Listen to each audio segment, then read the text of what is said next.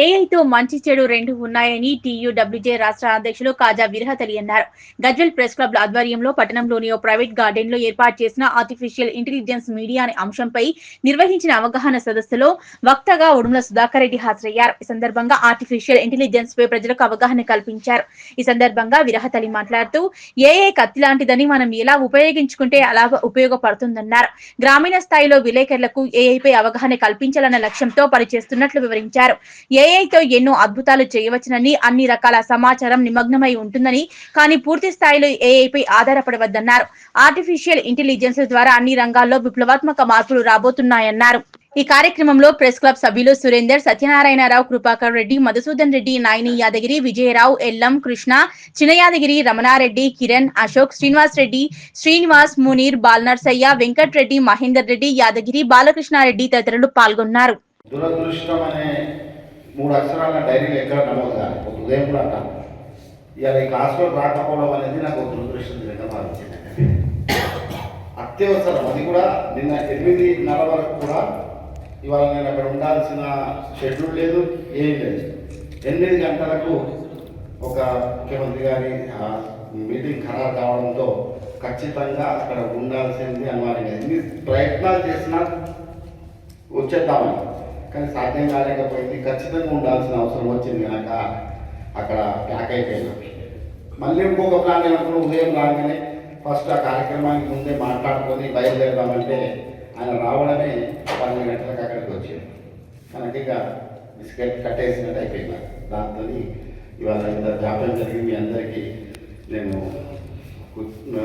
శుభాకాంక్షలు కూడా తెలుపుకుంటాను. ఎందుకంటే మీకు ఇంత మంచి క్లాస్ ఉంటుందని మీరు కూడా అనుకోలేదు. ఏదో సుధాకర్ అన్న గురించి నేను చెప్పే ముందే మన మిత్రులు చెప్పి ఉంటారు. ఆయన ప్రొఫైల్, ఆయన నిజంగానే గజ్వెల్ ప్రెస్లో ఎప్పుడు ఉండబడి ఉంటుంది. ఈ ప్రాంతంలో వారికి మంచి బంధుత్వాలు కూడా ఉన్నాయి. అలా ఈ పక్కన విలేజ్లతో సంబంధాలు, ప్రజ్ఞాపూర్తో కానీ ఆ పక్కన దాతరపల్లి ఆ విలేజ్లతో కూడా తనకు సంబంధాలు ఉన్నాయి. మనం అడిగిన వెంటనే గజ్వెల్ మిత్రుడు అనగానే యాక్చువల్గా క్లాస్ టైం తీసుకోవాలంటే ముందు షెడ్యూల్లు అన్నీ చూసుకుని ఇస్తారు. అని మనం అడిగిన వెంటనే నేను పెట్టాలని ఇట్లా గజ్వెల్ నియోజకవర్గంలో ఖచ్చితంగా వస్తా, ఆ ప్రాంతంతో నాకు కూడా సంబంధాలు ఉన్నాయని చెప్పి వారు మనకు తన విలువైన సమయాన్ని వల్ల రోజంతా ఇచ్చారు.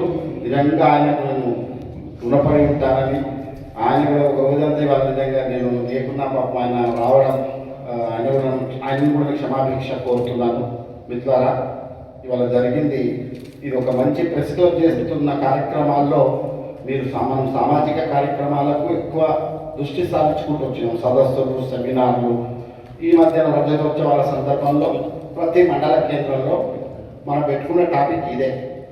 అసలు ఏంది మీడియా, అసలు ప్రజలు ఏం చర్చించుకుంటున్నారు, మరి వాళ్ళ ప్రజల నుండి విమర్శలు ఎందుకు ఎదుర్కొంటున్నాం, మనం అసలు మన సమాజంలో మనం నిజంగా మన బాధ్యతల్ని సక్రమంగా నిర్వహిస్తున్నామా లేక దారి తప్పుతున్నామా, ఇవన్నింటి మీద మనం అద్భుతమైనటువంటి మండల స్థాయిలో మనం సదస్సులు పెట్టుకున్నాం గడిచిన 2 నెలల క్రితం. అందులో కె శ్రీనివాస్ గారు లాంటి సంపాదకులు కావచ్చు, మాడవి శ్రీధర్ గారు, అట్లాగే దిలీప్ రెడ్డి గారు, వీళ్ళందరినీ మనం ఆహ్వానించుకున్నాం. ఒక్కొక్క మండలాన్ని ఒక్కొక్క అతిథిగా ఆహ్వానించుకున్నాం. చివరిగా మన ముగింపు మన media academy chairman Srinivas Reddy గారు వచ్చారు. అంత చర్చ అంతా ఎక్కడ పోయినా మన చుట్టే తిరుగుతుంది ఇలా సమాజం. మరి మా 4వ స్తంభం, మేము 4వ స్తంభం లాంటి వాళ్ళం అని మనం చెప్పుకుంటున్నాం. నిజంగా రాజ్యాంగంలో మనం 4వ స్తంభం ఉన్నామా? 4వ స్తంభం ఎక్కడ కూడా రాసిలేదు. మీడియా 4వ స్తంభం కింద రాసిలేదు. మనం మీడియాను కూడా రాజ్యాంగంలో ఎక్కడ చేర్చిరా, మీడియాకు స్వేచ్ఛ ఇవ్వాలనేది ఎక్కడ మనకు అది కనిపించాలి. ఏ ఆర్టికల్లో కూడా మీడియాకు స్వేచ్ఛ అనేది అక్కడ కనిపించాలి. మరి 4th ఎస్టేట్ అనేది ఎందుకు అంటున్నాం?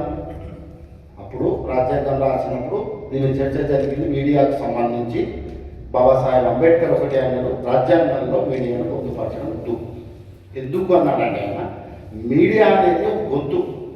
ఆ గొంతుకు పూర్తి స్వయం ప్రతిపత్తి ఉండాలి, అది మొత్తం ప్రజల పక్షాన ఉండాలి. ఇక్కడ రాజ్యాంగంలో పొందుపరచడం ద్వారా కొన్ని ఆంక్షలు వస్తాయి, నియమ నిబంధనలు ఎదురవుతాయి. కనుక అది గొంతుక కనుక రాజ్యాంగంలో అమలుపరిచినటువంటి భావ ప్రకటన స్వేచ్ఛ ఆర్టికల్ 19(1) ఏదైతే ఉందో అది మీడియాకు వర్తిస్తుంది. అంతేకాని మీడియాకు ప్రత్యేకంగా హక్కులు, బాధ్యతలు, స్వేచ్ఛ కాదు. సరే మీడియా తన బాధ్యతను స్వాతంత్రం తర్వాత ఎట్లా నిర్వహించుకుంటూ వచ్చింది, చివరికి ఎట్లా దారి తప్పుకుంటూ వచ్చింది. ఇలా విమర్శకులు కారణం జర్నలిస్టులైనా యాజమాన్యాల వైఖర్య ఇవన్నీ చర్చలు జరుగుతున్నాయి. ఏది ఏమైనా మీడియా అనేది ఒక పవిత్రమైనటువంటి వృత్తి, పవిత్రమైనటువంటి అంటే ఆ వృత్తిని మన బాధ్యతల్ని చిత్తశుద్ధి అంకిత భావంతో నిజాయితీగా నిర్వర్తించినప్పుడే సమాజం అది మీడియాగా గుర్తిస్తుంది, మనల్ని జర్నలిస్ట్గా గుర్తిస్తారు. కానీ దీన్ని మనం వాళ్ళు చూస్తున్నాం, ఎట్లా దీన్ని మార్చుకుంటున్నారు, ఎట్లా దీన్ని యాక్ట్ చేసుకుంటున్నారు. ఒక మీడియాను ఒకవైపు ఎట్లయినా స్వేచ్ఛ ఉంది కానీ ఆర్టీఐ చట్టాన్ని ఒకవైపు, ఈ రెండింటిని మిస్యూజ్ చేసే ప్రయత్నాలు ఆ సమాజం ఎక్కువ జరుగుతున్నాయి, మీడియాను ఆర్టీఐని.